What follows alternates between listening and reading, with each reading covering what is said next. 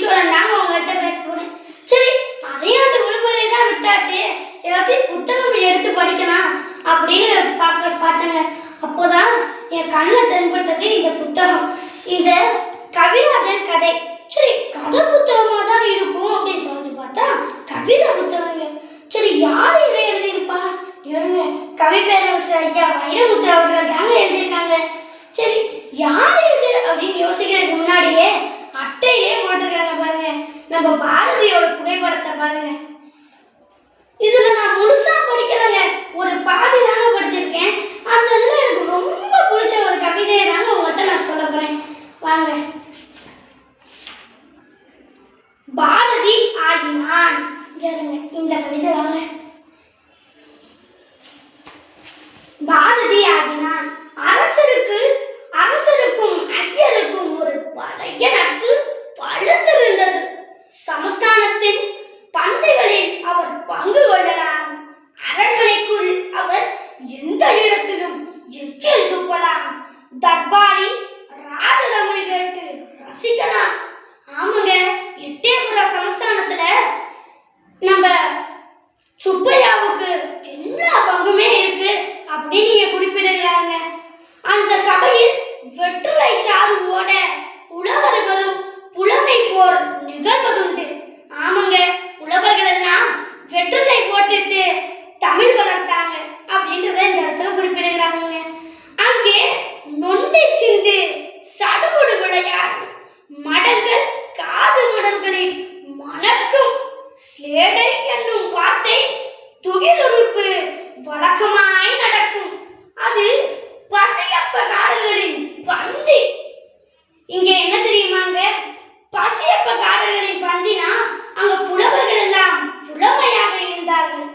அங்கு சுயபசியோடு போனவன் சுப்பையா ஒருவன் தான்.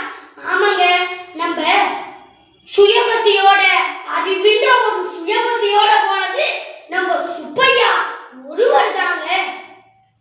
சங்கீதம் பருகி வாழும் சாதுக பட்சி போல் அங்கே சத்தம் பருகி அவன் தாகம் வளர்த்தான். அவன் நெஞ்சில் தமிழின் நெருப்பு இருந்தது, ராஜசபையிலோ நெஞ்சிருந்தது. ஆமாங்க, அவரு அறிவின்ற ஒரு வளர்த்து தாகம் வளர்த்தாருங்க. அவர் நெஞ்சில தமிழ்ன்ற ஒரு நெருப்பு இருந்ததுங்க. அதை வளர்க்கிற நெஞ்சு அந்த ராஜசபையில அந்த புலவர்கள் பாடிய புலமைதாங்க. மனசுக்குள் ஒரு திராவக கங்கை திரண்டது. மனசுக்குள்ள ஒரு கவிதைன்ற ஒரு கங்கை திரண்டு ஓடுனாங்க. அவன் பாடத் தொடங்கினான். புலவர்கள் தாம் பாடி வந்ததை பத்திரப்படுத்தினர்.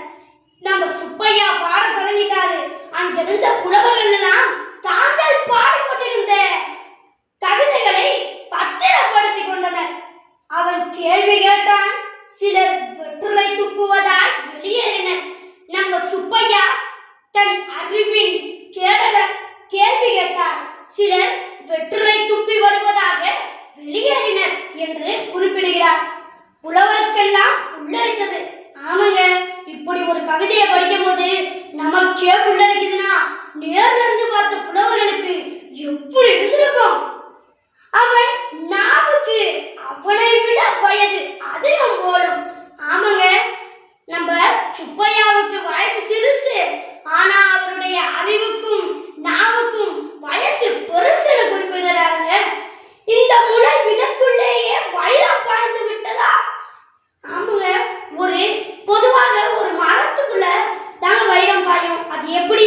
விதை ஒரு செடியாகும், அது கொஞ்சம் வளரும், அப்புறம் மரமாகும், அப்புறம் ஒரு பல ஆண்டுகளுக்கு பிறகுதானே அந்த மரத்துல வைரம் பாயும்.